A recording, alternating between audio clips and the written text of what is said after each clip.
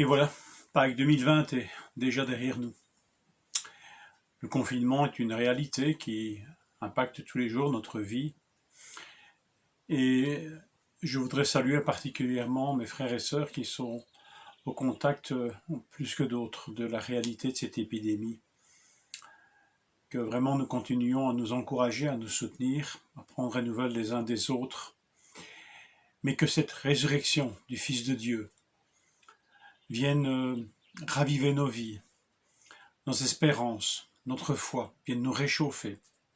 Comme elle a réchauffé le parcours de ces deux disciples déçus de tout, sceptiques, au comble de l'incrédulité peut-être, ceux que l'on appelle couramment les disciples d'Emmaüs et dont l'épisode nous est rapporté dans Luc 24. J'aime ce texte parce que probablement que beaucoup d'entre nous ressentent ce que ces disciples ont ressenti eux-mêmes à l'enseignement de Jésus.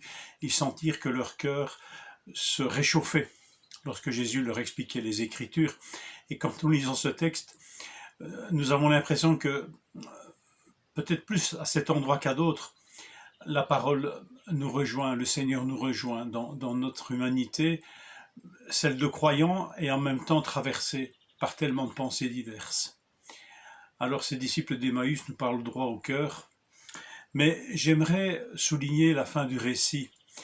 Quand ils se rendent à Jérusalem finalement, est-ce que c'est déjà le lundi, est-ce que c'est encore le dimanche, puisqu'ils se rendent là en soirée?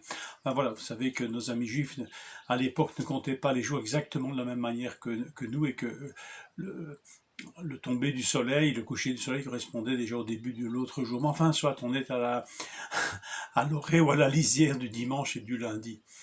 Et lorsqu'ils reviennent, fort de cette expérience d'avoir vu le ressuscité, d'avoir vu Jésus ressuscité, on leur brûle la politesse en leur disant « nous avons vu Jésus », ou en tout cas Pierre a vu Jésus, Simon a vu Jésus, et Jésus est vraiment ressuscité. Voilà ce qu'ils entendent de retour de ce village d'Emmaüs, eux-mêmes probablement le cœur rempli de bonnes nouvelles, mais on leur brûle ils perdent un peu l'exclusivité. Et c'est à eux que l'on dit, le Seigneur est vraiment ressuscité. Mais je retiens cet adverbe, le Seigneur est vraiment, réellement ressuscité. C'est un mot qui est construit dans notre belle langue française, mais il est construit sur le réel, sur le vrai. Et c'est ce qui est contraire à ce qui est faux. C'est pas une illusion d'optique, c'est pas une entourloupe. Le Seigneur est vraiment ressuscité. Et cet adverbe qui accentue la réalité de l'événement de la résurrection de Jésus, bien eux l'ont vécu. Ils l'ont vécu dans ce voyage court, cet aller-retour express à Emmaüs.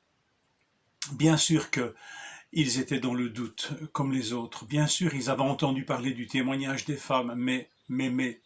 Bien sûr, ils se rappelaient que le Seigneur leur avait parlé d'un délai de 3 jours, au-delà duquel, ou durant lequel, ou en déant lequel ils ressusciteraient. Mais tout ça pour eux est tellement vague, est tellement abstrait, noyés qu'ils sont dans cette déception et dans cette incrédulité, enfin dans cette humanité que partageons aisément avec eux, quoi. Et on a une grande facilité de s'assimiler à leur expérience. Il est vraiment ressuscité, réellement, que nous puissions méditer sur ce verbe, sur cet adverbe, réellement. Il fait toute la différence. C'est pas une croyance. Notre foi n'est pas basée sur une croyance, sur une reconstruction de l'histoire, mais sur quelque chose qui vient bouleverser nos vies. La mort est vaincue. Jésus est réellement ressuscité. C'est une vérité objective et elle est là pour nourrir notre foi et notre espérance.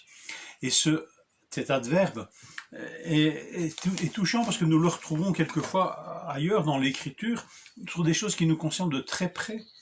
Un jour, Jésus a parlé aux Juifs, ce qui a suscité chez eux pourtant des gens qui venaient, entre guillemets, de croire en lui, un abîme de perplexité et de l'hostilité.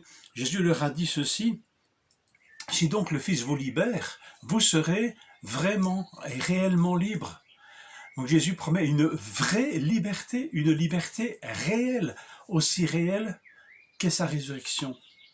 Lorsque Paul, en 1 Corinthiens 14, 25, encourage les chrétiens à pratiquer le don de la prophétie, par exemple, mais dans la paix et dans l'ordre, l'enjeu, dit-il, est que si un non-croyant entre dans votre assemblée, les pensées de son cœur seront dévoilées.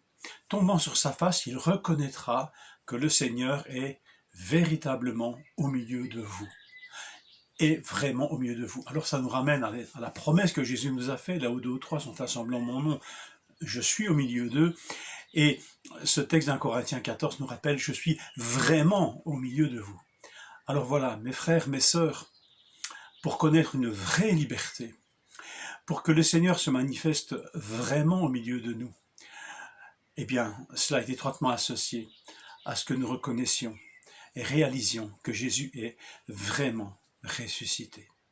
Que cette bonne nouvelle galvanise nos cœurs, les remplisse, les fortifie, les fasse exulter de joie, nous rende forts même dans la détresse. Le Seigneur est vraiment ressuscité. Que le Seigneur vous bénisse. Et joyeuse suite de Pâques.